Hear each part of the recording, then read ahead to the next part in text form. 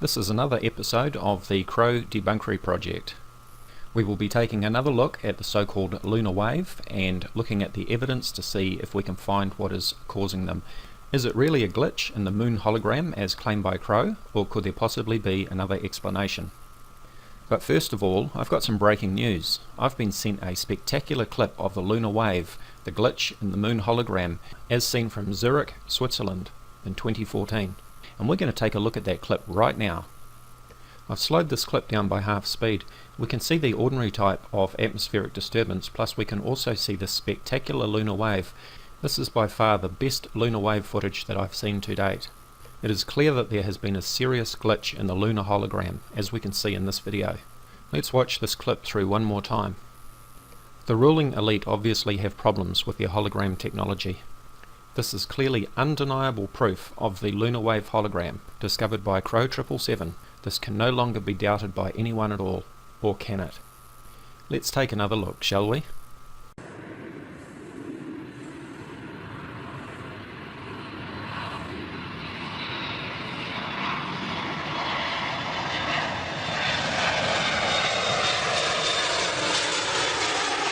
Yes, yet again we see another so-called lunar hologram wave being created by the wake of an aircraft passing by. This video clip was kindly sent to me by YouTuber Crosswind. Thank you, Crosswind. You can check this clip for yourself in Crosswind's video, Lunar Waves and Plane in Front of the Moon at Airport Zurich, September-October 2014. Crosswind also sent me the following clip, which was in my previous video.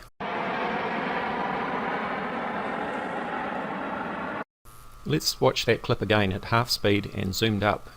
And what do we see? A nice, clear, sharp lunar wave moving from left to right.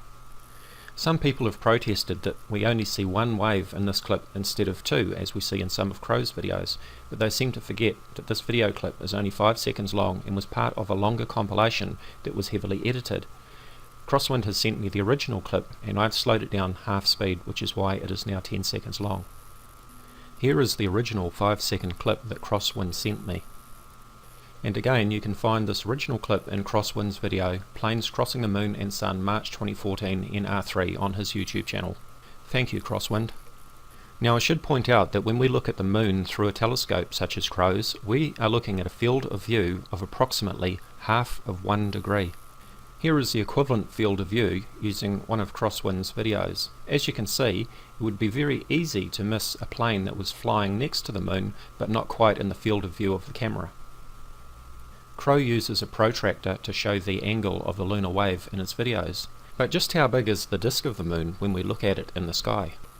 As we can see from my own Super Moonrise time-lapse video from 2012, the moon looks huge in the sky, especially when it is low to the horizon. But this is just an optical illusion. Just how big is the moon if we measure its angular size? Let's take Crow's protractor and take a look. The angular size of the moon is approximately 30 arc minutes, or half of 1 degree. So here is a protractor spanning 180 degrees, and if you're familiar with your angles, 90 degrees is straight up and 45 degrees is halfway up in the sky. So how big would the moon be? That's right, only half of 1 degree, or 30 arc minutes. In fact, the moon can be viewed through a standard 8-inch drinking straw with room to spare. Don't take my word, give it a try sometime.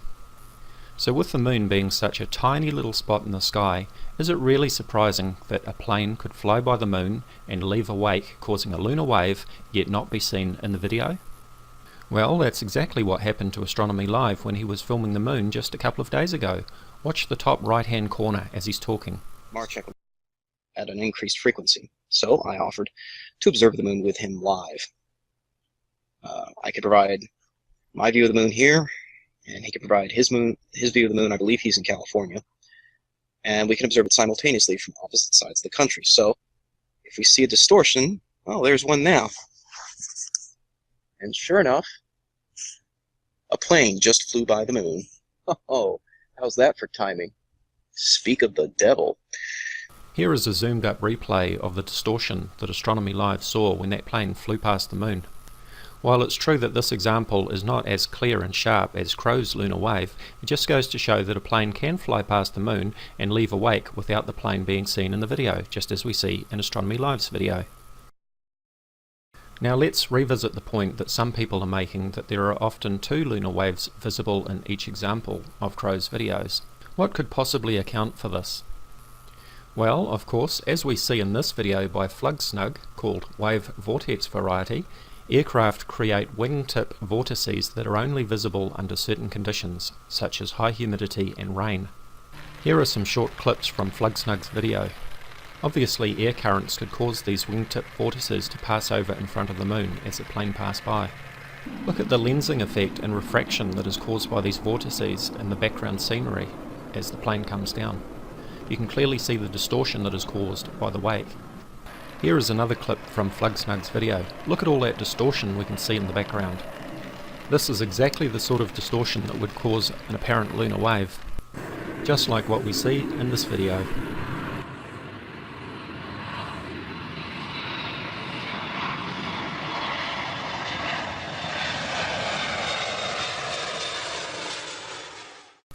And just like the very clear so-called lunar wave that we see in this video.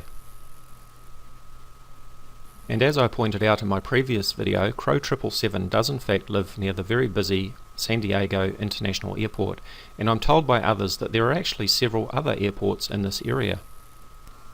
Now, I'm not suggesting that all apparent lunar waves are caused by aircraft as we've seen here. I do believe that they're also caused by other phenomena such as passing warm and cold air masses, and as I mentioned, possibility of gravity waves or buoyancy waves as they're also known, and I will be following up on that research in another video. But I did want to point out that certainly an apparent lunar wave can be caused by natural phenomenon such as aircraft passing, which is disturbing the atmosphere as we clearly see in these videos. So I'm not going to jump to the conclusion that an aircraft is causing a glitch in the moon hologram, as some might, but it just gives us food for thought, and I will be following up on this in another video. Please also check out the videos and the channel by Flugsnug. I'll put a link in the description area.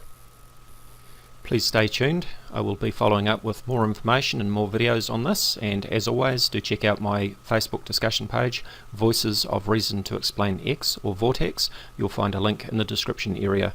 Thank you for watching. Hello YouTube, this is Dazza the Cameraman. This is another episode of the Crow Debunkery project. We will be taking another look at the so-called lunar wave and looking at the evidence to see if we can find what is causing them. Is it really a glitch in the moon hologram as claimed by Crow, or could there possibly be another explanation? But first of all, I've got some breaking news. I've been sent a spectacular clip of the lunar wave, the glitch in the moon hologram, as seen from Zurich, Switzerland in 2014. And we're going to take a look at that clip right now. I've slowed this clip down by half speed. We can see the ordinary type of atmospheric disturbance, plus we can also see this spectacular lunar wave. This is by far the best lunar wave footage that I've seen to date. It is clear that there has been a serious glitch in the lunar hologram, as we can see in this video. Let's watch this clip through one more time. The ruling elite obviously have problems with their hologram technology. This is clearly undeniable proof of the lunar wave hologram discovered by Crrow777. This can no longer be doubted.